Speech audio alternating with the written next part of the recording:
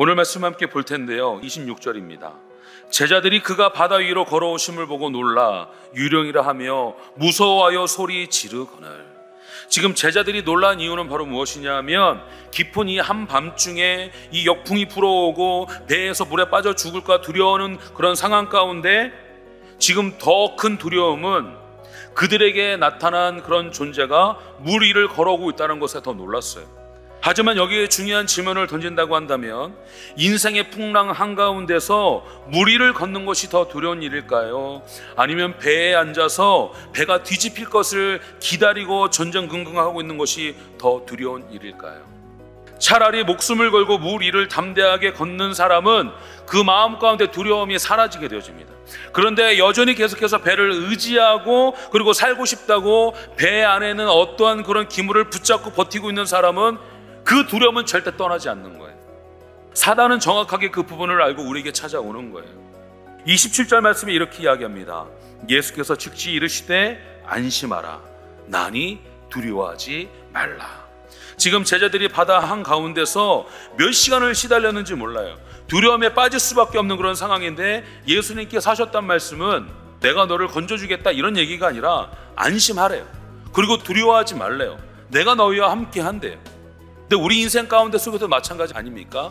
우리가 하나님을 향해서 간절하게 부르짖으며 기도하며 그 고난과 고통과 환난과 연단 가운데 우리가 그 상황 가운데 있을 때 하나님은 오셔서 이 문제를 해결해 주시기보단 내가 너와 함께하고 있다고 말씀하십니다. 근데 참 신기한 것은 그렇게 말씀하시는 내가 너와 함께하겠다고 말씀하시는 그 말씀에 우리는 위로를 받고 새 힘을 얻게 되어지지 않습니까? 사랑하는 우리 노년의 성도 여러분, 하나님의 기적은 멀리 있는 것이 아닙니다. 우리 삶 가운데 있는 거예요. 믿음의 사람에게 나타나는 일이 바로 이변을 넘는 기적의 일인 줄로 믿습니다. 오늘 본문의 28절 말씀인데요. 베드로가 대답하여 이르되 주여 만일 주님이시거든 나를 명하사 물 위로 오라 하소서 하니, 모두 주님 때문에 두렵다고 고백하고 있을 때 베드로는 주님 때문에 나는 물 위를 걷는 도전을 하겠습니다라고 고백을 했습니다.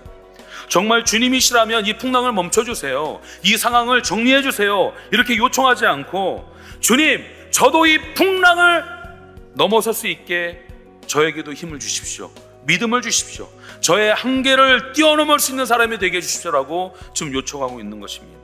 개연성과 가능성을 넘어 오늘 우리에게 주님만 바라보며 물 위를 걸어오라고 말씀하십니다. 믿음으로 반응하라라고 우리에게 말씀하십니다. 오늘 말씀에 아멘으로 순종하심으로 말미암아 삶의 곳곳에서 주님의 인도하심과 주님의 역사하심을 누리게 되어지는 노년의 성도 저와 여러분 모두가 다 되어주시기를 예수님의 이름으로 축원합니다.